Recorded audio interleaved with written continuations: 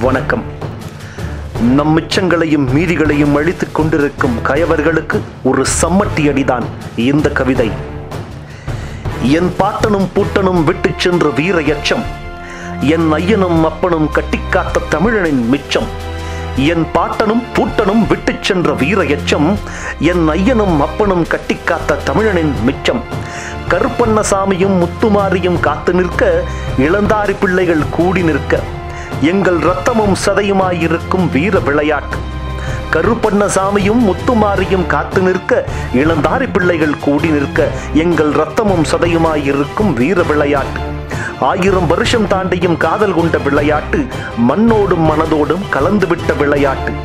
8 ஜில்லாவும் ஏறக்கட்டி நின்று பார்த்த விளையாட்டு, கருப்பண்ணசாமியே காளையாய் வந்து நிற்கும் விளையாட்டு. 1000 வருஷம் தாண்டியும் காதல் கொண்ட விளையாட்டு, மண்ணோடும் மனதோடும் கலந்துவிட்ட விளையாட்டு.